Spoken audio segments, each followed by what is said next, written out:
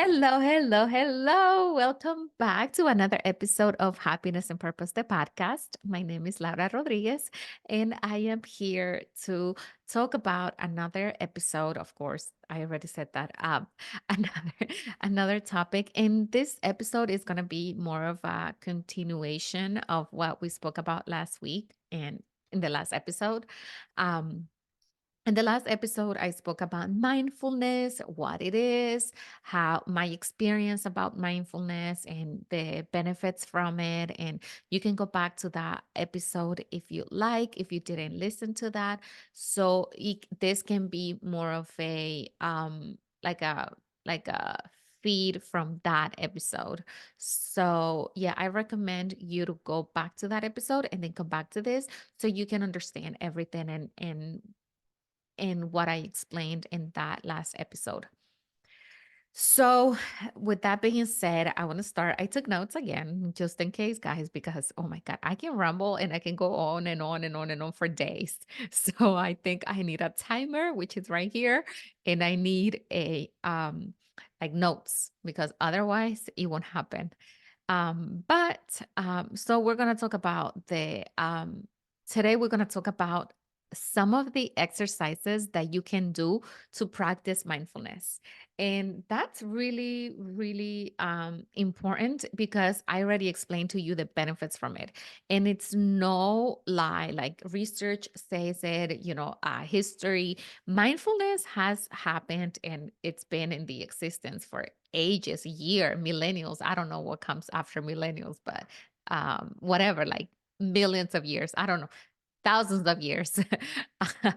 and um and it's proven. It's proven that it works. It's proven that it improves your quality of life, your mental state. It reduces depression, anxiety, and it allows you to live a more calmer life and to enjoy the life in a better mental state. So there's no question about it, right? But how do we even practice mindfulness? It's kind of like one of those things that not a lot of people talk about it, and not everyone, teaches us how to do it. And it's the way I say it is that is a personal experience and a personal practice. So for me, it's like I don't want to say that. But I mean, I don't let me get my thoughts together. I don't like to say, you have to do A, B, and C. I like to say it's a personal practice, it's a personal experience, and you make it work for yourself. We all have different experiences, right? We all have different issues, different experiences, different way of thinking, different lifestyles, all these things, right? So for me, it's like mindfulness helped me with my PTSD, with my trauma, with my ADHD, like all these things that I encounter in my life that God blessed me with. I have to take care of myself and I have to kind of like make it work, right? So I make it work so I can live a more purpose, purposeful life and I can, be more conscious and I can um, heal in a way or not be the victim of my PTSD and my past trauma. So that's where you're gonna be. You're gonna be you have to kind of like do a scan first and do like a self-assessment to why would you use mindfulness? What would be a reason why you want to start to do mindfulness or why would you practice mindfulness? Right? In my case, I needed to be more in control of my triggers, my stress, my anxiety, my depression, and that has truly changed my life and has definitely helped me in so many ways, right, in my life as a whole. So I'll tell you what I do to practice mindfulness, and it may not be what everybody says, and it may not be what everyone else do, because like I told you in my last podcast, maybe I didn't, but uh I am a rebel at heart, and I like to do things my way. I like to things to work my way, and if it's not made, I make it happen. And I like to do things my way. That's just the way it is. And I don't care if people think, "Oh, but that's not mindfulness." Well, it is for me, so I'll share with you. um, but yeah, I'll give you more examples of what it is to be mindful and how can you practice mindfulness in this episode. So for me, number one way that I practice mindfulness is by writing. Yes, I write a lot. I'm addicted to journals, I think. Like in my iPad, I have good notes in the app, and I promise you I may have like at least 25 journals in there. And I love it. I love it. I love it. I love it because I have all my journals in one place. I don't have to be chasing around them, and I don't have to go upstairs to get my prayer journal. I don't have to go downstairs to get my mindfulness journal. I don't have to go like in my room to get my BS journal. I have a BS journal, guys. I do. And then I don't have to get like all around the house to get all these journals, because that was my experience before. I used to have so many journals everywhere in the house, and then I would have to like gather and go to a place to write about something, because I like to have my journals by topic. So anyway, that's not even the topic here, but I love journaling. It has helped me ever since I was 9 or 10, when my godmother gave me my first diary or my first journal, and I started being like a writer, and I used to journal every single day, or more like when things would happen to me, like when things were wrong and I was sad and I was depressed and I was unhappy. That's when I feel like my journal came the most useful when I was little. But now I try to limit those things when I am in distress and I need to cry and I need to um like be upset and be sad. I try to release it by punching a bag, or by going on a walk, or going on a bike ride, or just crying, crying, crying.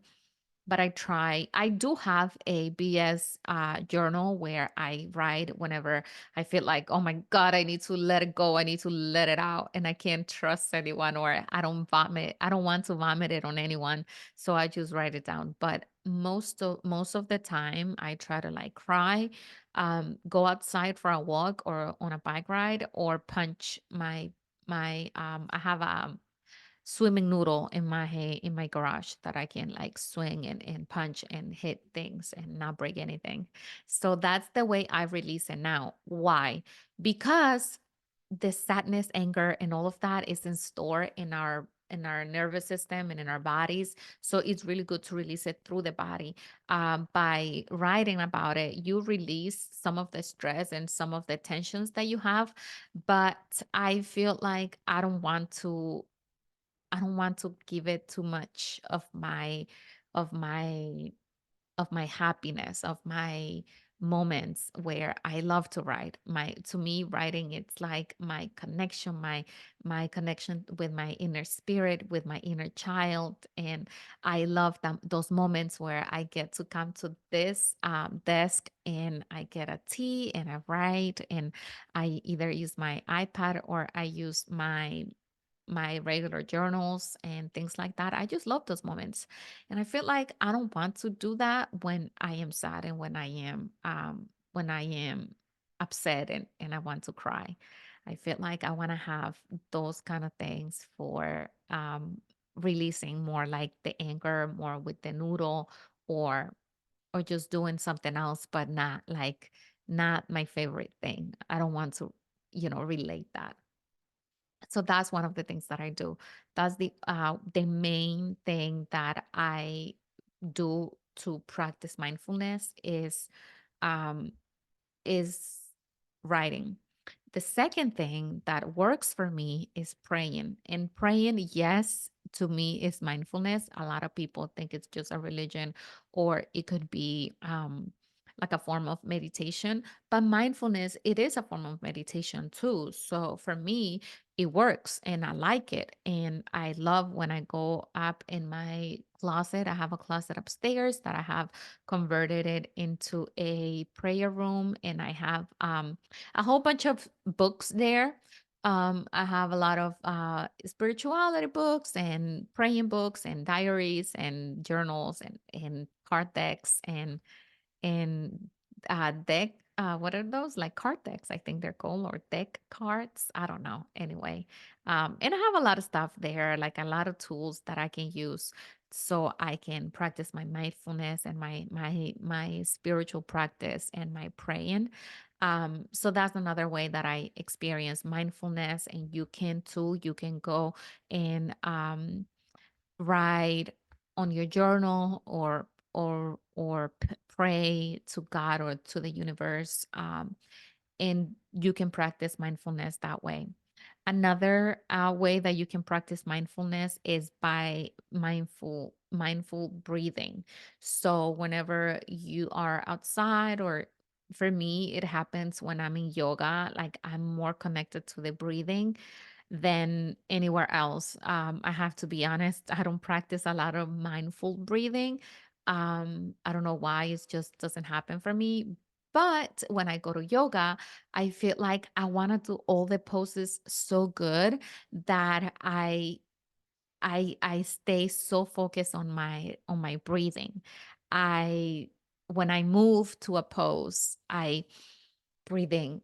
And then when I move to the next pose, or when I release, I breathe out, and then I breathe in again and I breathe out. And I feel like I'm more engaged with my breathing than anywhere else. Like is the only way and the only place where I am so constant with my breathing.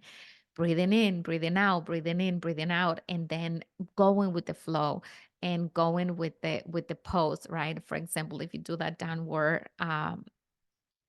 what is it called? Downward facing dog. Like if I put my leg up, I go and I put it up, and then I release it when I put it down. So those things actually are mindful breathing, and you practice that through yoga, and that happens to me a lot in yoga. Actually, it happens only in yoga for me. I'm not gonna lie to you guys, it only happens in yoga. But I also feel like you can do that in your bed.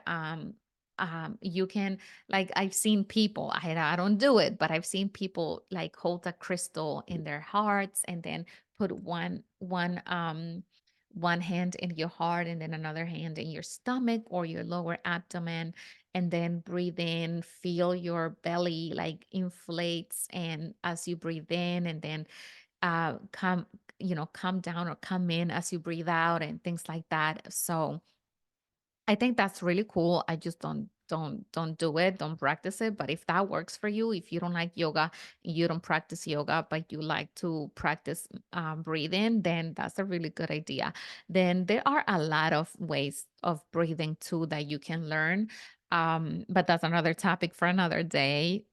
For now, I'm just going with this. Let me just stop um, rumbling. Then another way to practice mindfulness is by mindful eating. Practice mindful eating by paying close attention to the sensories and experience of eating. So that comes along with what I was telling you last time. Like engage all your senses whenever you want to be mindful. It's really good um to engage your senses, and be more engaged. So whenever you eating, just flavor that food, and the blessing that you have of having, a meal in your on your table and in your life. Then another exercise that you can do to practice mindfulness is body scan meditation. And this is something that I also learned in yoga. I don't practice it as much, but I feel like I would love to practice it as much or more often than I do, because this is really, really, really good for my trauma. It's when you sit down, you find a comfortable place, and you start scanning your body like through your mind, and you close your eyes, and then you start feeling your body, like how does my throat here feels right now, how are my shoulders feeling right now, how is my stomach feeling right now, how are my legs feeling right now. And you start scanning, and if you have any pain in a place, like how does it feel, where is the pain in your body, like a lot of times for me is my back, and because I don't have good posture, but I would, like, just scan my body, and if I have, let's say, pain in my back, I would do like a back stretch. And or let's say a lot of times I also have like pain in my joints after I walk a lot, or I run, or I go to the gym and things like that. Like, I come back home, and sometimes, when I'm in yoga, I also put attention to my leg and I give it love. And that's the number one thing I do when I do these things. Like I said, I don't do it every time, but I do it like more often than the mindful breathing. So when I do this, I give it love. I give it like I give it a lot of attention, and I put a lot of love into it, because honestly, it took me a long time to love my body. And I feel like now is the only way that I can continue to love and appreciate who I am and my body, and be grateful for what I have, and not be so judgmental, and not be so critical of myself for not being whatever I think in my head, right? So when I think of like my scanning, or when I scan my body, I pay attention to those areas where I feel like they hurting, or I don't feel like I give it a lot of love, like my arms. Like, I give my arms a lot of love, and I'm like, "Oh, thank you, God, for giving me these arms. I can do so much with my hands, with my arms." And I say I can do so much with my hands because I have my arms, because my arms support me, and they're so strong, and they're so healthy, and they love me, and they carry me everywhere, and I'm able to drive, and I'm able to eat, and I'm able to carry things, and I'm able to pick up my son and my daughter, and I'm able to hug, and I'm able to do so much with it, and I'm able to cook so I can feed myself because of my arms.